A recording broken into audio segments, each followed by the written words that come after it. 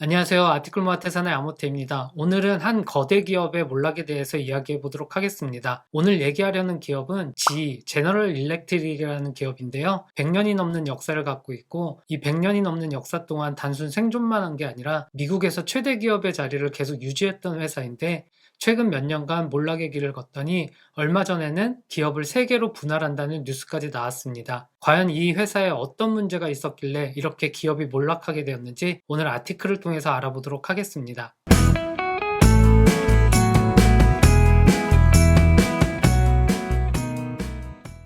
오늘 소개하는 기사는 지난 11월 13일 월스트리트저널에 실린 기사고요. 이 기사에서는 GE가 몰락하게 된 결정적인 이유에 대해서 이야기하고 있습니다. 얼마 전 GE가 항공, 헬스케어, 에너지 3개의 회사로 분리한다는 뉴스는 국내 언론에서도 나왔었는데요. 이 뉴스가 나오던 시점에 GE뿐만 아니라 일본에 있는 도시바라는 기업과 미국의 존슨앤존슨이라는 기업도 기업을 분리한다는 기사가 나왔었는데 아무래도 이렇게 기업들이 기업을 분할하는 이유는 기존의 대기업들이 사업을 하던 방식에서 사업 환경이 바뀌면서 더 이상 기존 방식으로 사업을 하기 어려워서 이렇게 분리를 하게 되는 것 같은데요. 오늘 기사에서는 GE의 몰락의 이유를 그 제목에서부터 벌써 밝히고 있는데 소제목을 보면 No Management Magic Can Erase Decades of Bad Decision이라고 되어 있어서 10년 넘게 잘못된 선택을 했을 때 이러한 선택들을 아무리 경영을 잘한다 하더라도 무마할 수 없다라고 소제목으로 이미 결론을 밝히고 있고 이 소제목이 사실 이 기사의 핵심이기도 합니다. 이 기사의 시작은 어니스트 해밍웨이가 쓴 소설인 태양은 다시 떠오른다에서 실패가 어떻게 발생하는지에 대한 문구를 인용하고 있는데요. 실패는 2가지로 이루어지는데 첫 번째는 점진적으로 이루어지고 두 번째는 갑작스레 이루어진다라고 되어 있는데 GE 같은 경우는 계속적으로 잘못된 결정을 내리면서 점진적으로 망해왔고 그리고 이렇게 잘못된 결정들이 쌓이게 되면서 어느 순간 급격하게 몰락한 거를 이 소설의 문구가 그대로 설명해주고 있습니다.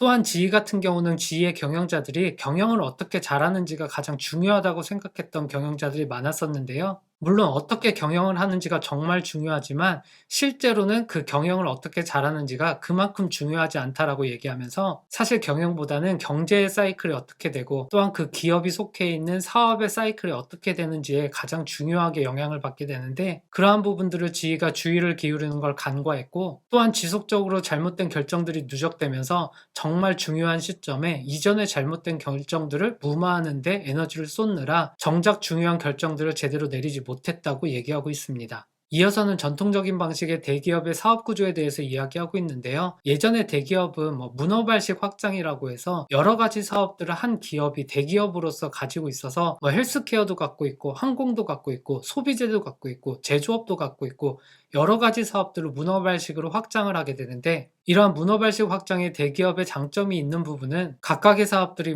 회계나 전략이나 여러 가지 운영에 관련한 경영에 관련한 것들을 개별적으로 갖고 있지 않고 기업의 헤드쿼터가 전문 인력들을 가지고 있어서 각 기업들의 전략이나 회계나 여러 가지 경영에 관련된 것들을 도맡아 하게 되면서 효율성을 갖게 되는데요. 그래서 이렇게 문어발식으로 사업을 확장하는 대기업의 장점을 개별의 사업의 합보다 전체 합이 더 크다라는 말로 설명하기도 했습니다. 하지만 이렇게 문어발식으로 확장하는 대기업의 사업 방식이 1970년대 들어 테크 기업들이 대두하면서 좀 상황이 바뀌게 되는데요. 잘 아시다시피 마이크로소프트나 인텔이나 이런 테크 기업들이 나오게 되면서 문어발식으로 확장하는 게 아니라 자신들의 강점이 있는 사업에 집중하면서 사업의 규모를 키우고 기업의 규모를 키우는 방식들이 새로운 방식의 기업 구조로 대두되기 시작했습니다. 그러니까 예전 방식의 문어발식으로 확장하는 사업 다각화 방식의 대기업의 경영 방식이 점점 매력을 잃어가게 되는 건데요. 하지만 이런 와중에서도 GE는 사업 다각화를 하고 전문 경영인을 통한 경영을 통해서 승승장구하고 있었는데요. 그래서 여전히 GE라는 기업은 사업을 성공하고 기업을 성공하기 위해선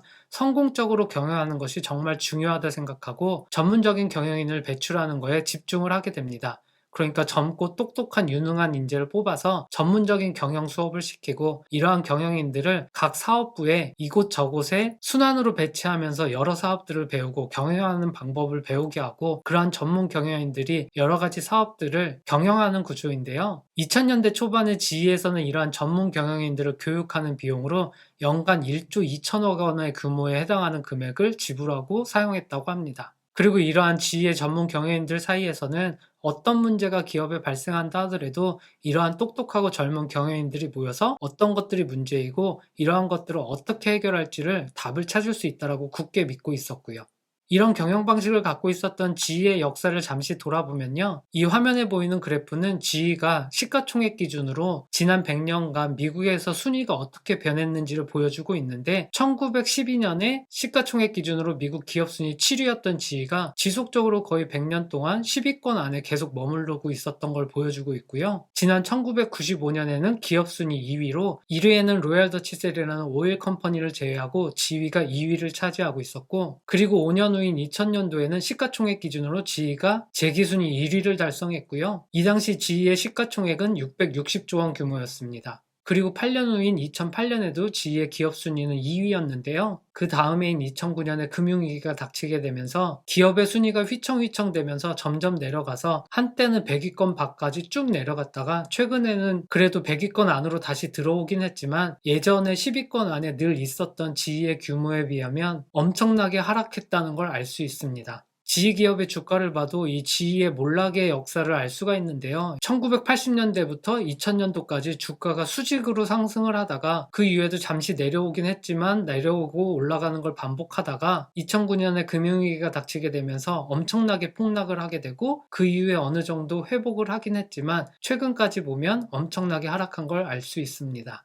이 금융위기가 닥쳤던 2009년을 봐도 2009년 이전에도 GE의 시가총액이 많이 줄었지만 그 당시 규모로 한 250조 원 규모였는데 금융위기가 닥치면서 주가가 거의 반토막이 나게 되고요. 이렇게 주가가 반토막이 나면서 GE의 생존이 위협을 받게 되면서 당시 워렌 버핏과 미국 정부에서는 GE의 엄청난 규모의 금액을 대출해주기도 했습니다. 하지만 이 기사에서는 GE가 2009년에 금융위기가 닥치면서 이렇게 휘청되게 된 이유가 2009년에 금융위기 훨씬 이전에 2000년대 초반부터 이러한 문제들이 있었다고 얘기하고 있는데요. 2000년대 초반으로 돌아가 보면 GE의 회장이었던 잭 웰치가 은퇴를 번복하고 계속적으로 회장의 자리를 갖고 있으면서 약간 기존의 사업 방식대로 또한 경쟁자들을 인수하면서 기업의 규모를 키우려고 노력을 했었는데요. 당시의 경쟁업체였던 허니웰을 인수하려는 시도에 엄청난 에너지를 쏟게 되지만 인수에 실패하게 되고 그 이후에도 10조 원, 20조 원 규모에 달하는 경쟁업체 인수가 있었지만 결과적으로 그렇게 좋지 못한 성과를 얻게 됩니다. 이렇게 잘못된 인수를 계속하게 되면서 GE의 전통적인 제조산업에서 수익이 잘 나지 않게 되면서 기업 입장에서는 어느 정도 수익성을 계속 유지해야 되는 압박이 있었고요. 그러면서 그 당시에 그래도 공격적으로 성공적으로 진출했던 GE캐피탈 금융 분야에서 그 반대급부로 이 금융 분야에서 더 높은 수익률을 달성하는 걸 목표로 삼게 됩니다. 그런데 금융 분야에서 수익성을 높이기 위해서는 더욱더 위험하게 공격적으로 투자를 하게 되고 그만큼 더 리스크가 높은 분야에 투자를 하게 되는 건데요. 이렇게 제조업 분야에서 수익이 나지 않는 부분을 금융 분야에서 벌충하려는 결정은 경영 측면에서는 잘된 결정일 수도 있겠지만 앞에서도 말씀드렸듯이 경영적인 결정보다 더 중요한 건 사업의 사이클과 경기의 사이클인데 이렇게 금융 분야에서 리스크가 많은 부분에 투자를 한 이 시점에 금융위기가 터지게 되면서 금융 분야에서 투자하기 위해서 끌어다 쓴 돈의 이자 비율이 높아지고 그런 이자 비용이 천문학적으로 높아지게 되면서 금융 분야에서 투자한 부분들의 손실을 감수하고 사업을 철수할 수밖에 없게 되고요. 이러한 잘못된 결정들과 이러한 결정들을 벌충하기 위한 또 다른 시도가 결국 GE를 몰락의 길로 이끌게 됩니다.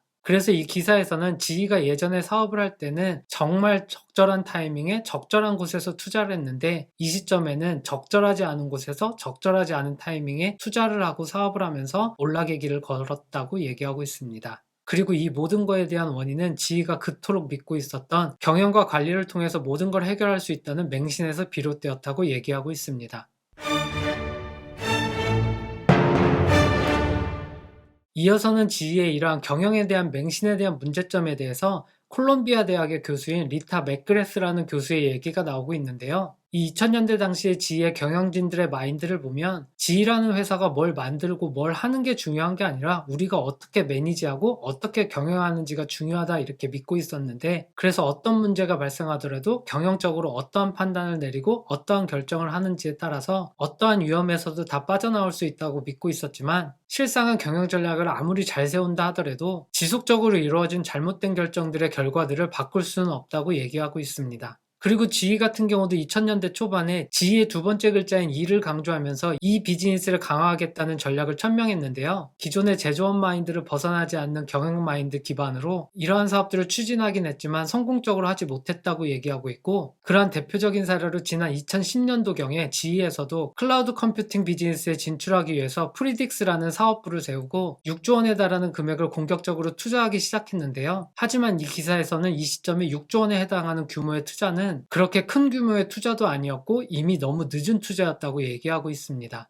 그러니까 GE가 뒤늦게 클라우드 컴퓨팅 사업에 들어가겠다고 6조 원에 달하는 금액을 투자하긴 했지만 이미 아마존이나 마이크로소프트에서는 GE가 제공할 수 있는 것보다 훨씬 더 높은 수준의 서비스를 클라우드 컴퓨팅에서 하고 있었기 때문에 GE의 이런 시도가 결코 성공할 수 없었다고 얘기하고 있고요. 그리고 또 이어서는 지난 2015년에 GE의 또 다른 잘못된 결정에 대해서 얘기하고 있는데, 전 세계적으로 기후변화에 대해서 모두가 집중하게 되면서 GE 같은 경우도 기존의 에너지 분야에서 천연가스 사업에 집중하기 위해서 12조 원을 들여 알스톰이라는 회사를 인수하게 되는데, GE에서는 환경변화 때문에 좀 더 환경 친화적인 천연가스 사업의 미래의 가능성이 있다고 생각을 했지만, 사실상 에너지 사업 분야는 천연가스를 뛰어넘고 태양열이나 풍력 같은 다른 신재생 에너지로 옮겨가게 됩니다. 그리고 더 큰 문제는 GE의 사업 구조 그 자체에 있는데요. 다양한 사업을 갖고 있는 사업 다각화 방식으로 GE의 기업 구조가 되어 있는데, 예전에는 투자자들이 이렇게 사업 다각화가 되어 있는 대기업들을 더 선호했었는데요. 어떤 특정 사업이 잘 안 되더라도 다른 사업이 잘 되게 되면 경제 사이클이 급격하게 변화하는 상황에서도 이러한 사업 다각화 때문에 크게 영향을 받지 않아서 그로 인해 받게 되는 영향의 규모가 그리 크지 않게 되는데요. 이제는 투자자들의 마인드도 바뀌고 사업의 환경도 바뀌면서 이러한 경기의 영향을 덜 받기 위한 투자를 하기 위해서 사업이 다각화게 된 대기업을 찾는 게 아니라 ETF 같은 투자 수단을 통해서 투자 상품 자체가 다양한 기업에 조금씩 투자하는 형태로 되어 있어서 굳이 어떤 한 기업이 사업이 다각화된 거를 찾기보다는 특정 영역에서 사업을 잘하는 기업들을 여러 개 모아서 하나로 묶어서 투자할 수 있는 방법들이 생기다 보니 이제는 GE처럼 기업 하나 자체가 사업이 다각화게 된 회사에 대한 매력도가 더 이상 크지 않게 되었다고 이 기사는 설명하고 있습니다.